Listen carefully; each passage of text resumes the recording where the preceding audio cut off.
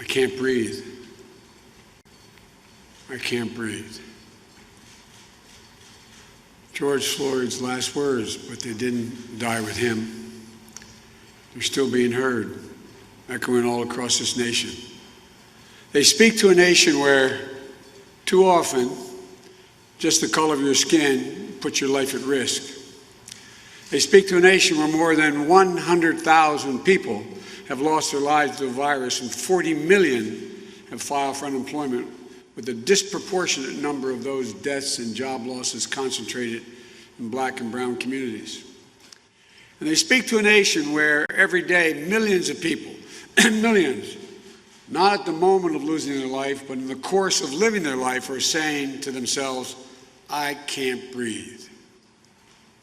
It's a wake-up call to our nation, in my view. It's for all of us, and I mean all of us. It's not the first time we've heard those words.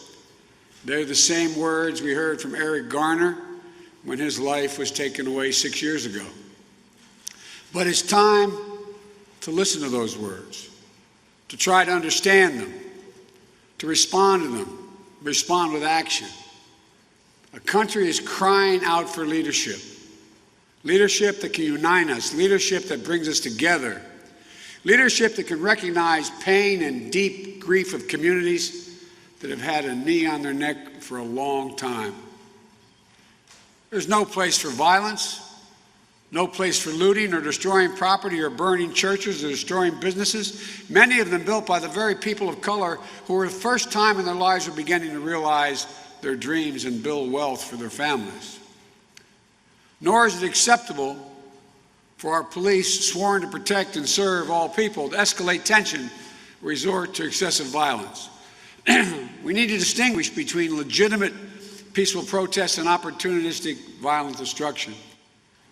We have to be vigilant about the violence that's being done by this incumbent president to our economy and to the pursuit of justice. When peaceful protesters dispersed in order for a president from the doorstep of the people's house, the White House, using tear gas and flash grenades in order to stage a photo op in one of the most historic churches in the country, or at least in Washington, D.C.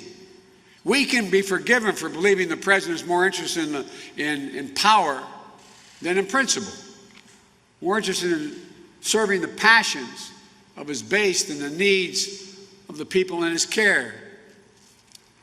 For that's what the presidency is, the duty to care for all of us, not just those who vote for us, but all of us, not just our donors, but all of us.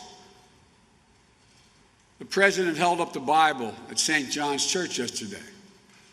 I just wish he opened it once in a while instead of brandishing it. If he opened it, he could have learned something. They're all called to love one another as we love ourselves. It's really hard work, but it's the work of America. Donald Trump isn't interested in doing that work. Instead, he's preening and sweeping away all the guardrails that have long protected our democracy, guardrails that have helped make possible this nation's path to a more perfect union, a union that constantly requires reform and rededication. And yes, the protest from voices that are mistreated, ignored, left out, or left behind. But it is a union worth fighting for. And that's why I'm running for president. In addition to the Bible, the president might also want to open the U.S. Constitution once in a while. If he did, he'd find a thing called the First Amendment.